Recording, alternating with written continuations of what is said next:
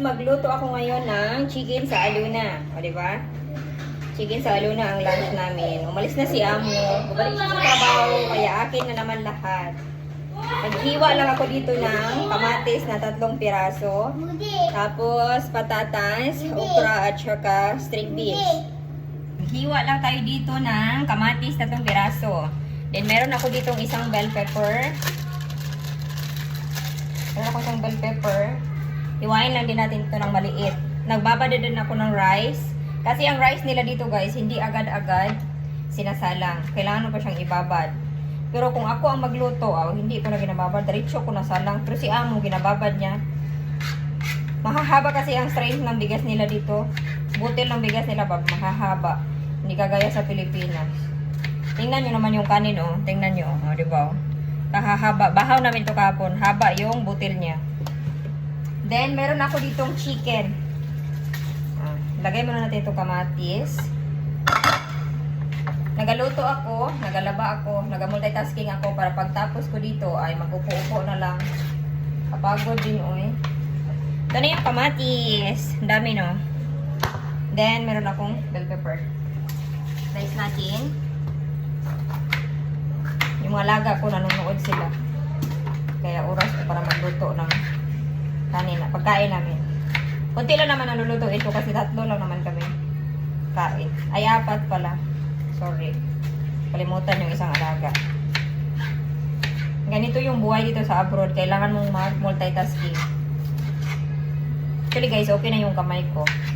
Sawa ng Diyos. Kunti na lang yung sakit niya. Dito ko lang yan siya ilagay sa tabi ng...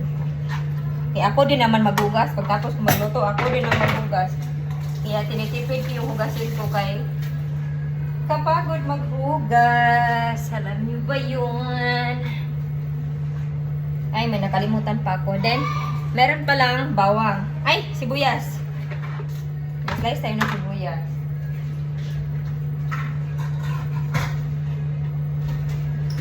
Pero bago tayo mag-slice ng sibuyas, magsindi ako ng kandila kay mabaho man yan.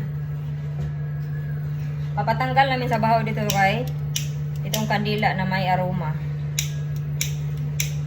Na, patay na itong lighter o ayaw naman magsiga.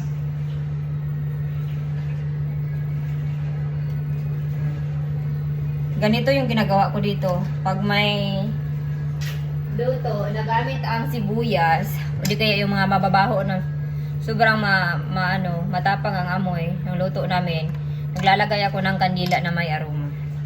Para mawala siya ba? Hihigupin ng kandila. Kasi ang tapang ng sibuyas dito guys, hindi kasi ito, hindi mo malilimutan ang amoy niya. Mabaho. Tapos kalalaki na mga sibuyas nila dito. Mga hybrid. Tingnan yung mga sibuyas na dito, oh. Malaki. May mas malaki pa dito. Then, gagamit na lang tayo mamaya ng magic. Magic. Then, of course, gagamit tayo ng olive oil. Ginalagay din ito sa buhok.